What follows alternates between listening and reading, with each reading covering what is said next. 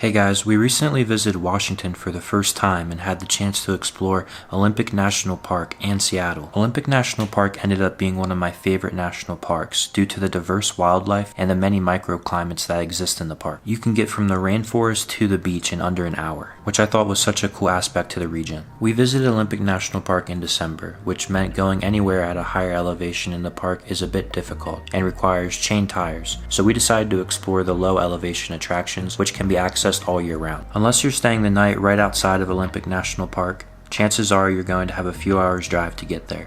We kicked off our journey from Bremerton. As we approached the park, we immediately were greeted by a herd of elk. You better.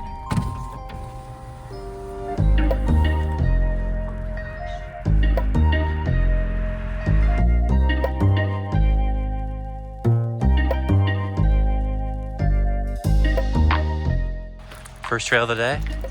Marymere Falls. Marymere Falls is an easy hike to a beautiful waterfall. It was a great way to start off the day as it is a quick pull off from the main highway running through Olympic National Park.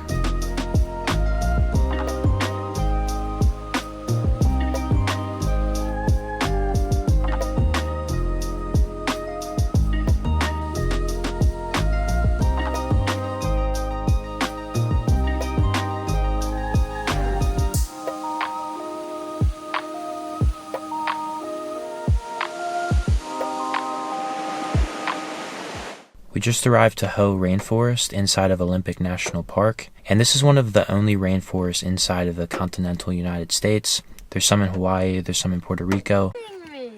Guys, we got turned off of the place that we were going to see salmon because the road was closed, and they're right here.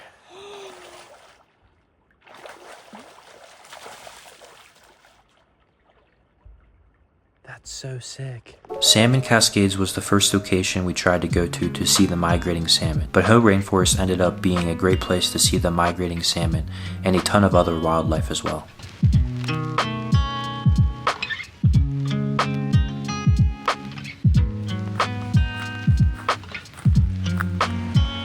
Oh, it's not redwood? Dude. Red cedar.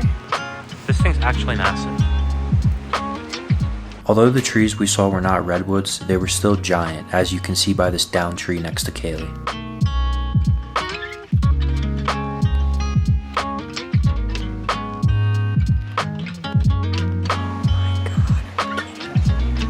I don't know. They're licking each other.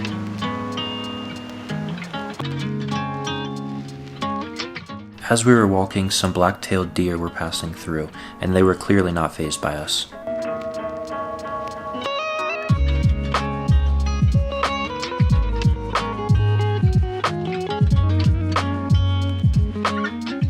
Kaylee thought she heard a bear noise, and she forced us to leave the river. That is not true. Yes, you were like, I heard a noise, and I was like, what noise? And you were like, it was a bear noise. The next part of the park is known for its moss-covered trees and makes you feel like you're walking through a Dr. Seuss book.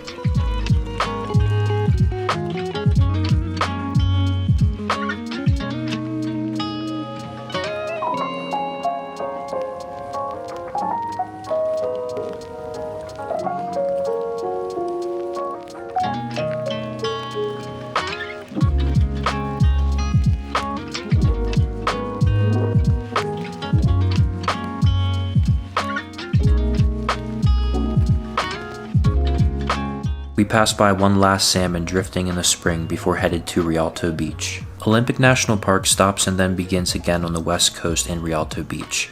At this point, we didn't have a ton of time to explore, so we spent time admiring the sea stacks and walking on the pebble beach. There are tide pools and sea stacks about an hour walk down from the parking lot, so be sure to check that out on your visit.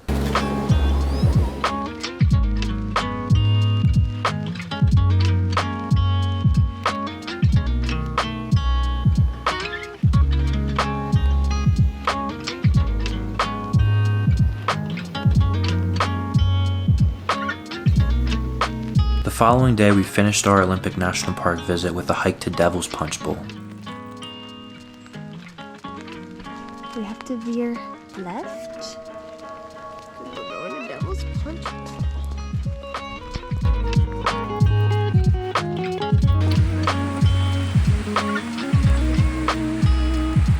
Whoa.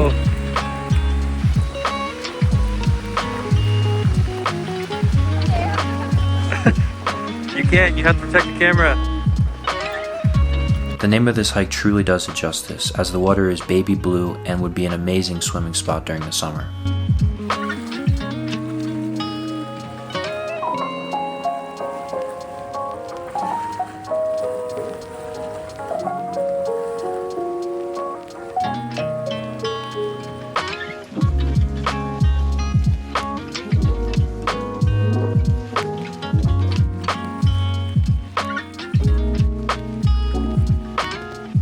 After the punch bowl, the hike loops around into a tunnel through the mountain, which is a bit creepy. Dude, it's actually terrifying in here.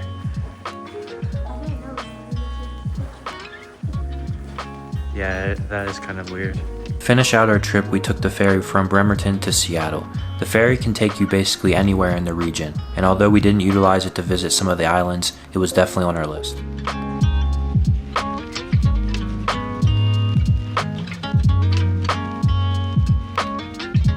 We have finally made it to Seattle. We've been in Bremerton for the last 2 weeks, but we just took the ferry from Bremerton over to Seattle, and now we're spending the final 2 days of our trip to the Pacific Northwest in Seattle. Pike Place Market is an iconic market that is over a century old. One side offers clothing, jewelry, and trinkets, while the other side sells food and market-related goods. They have fresh, large fish for sale, and if you're lucky, you'll get to see them toss the fish.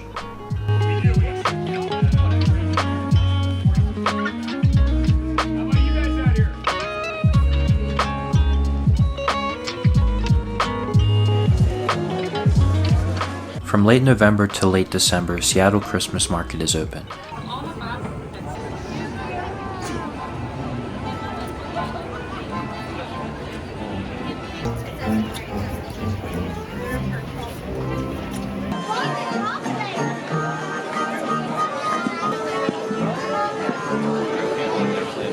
There are a ton of food options. We ended up going with a cheese baguette and a dessert crepe.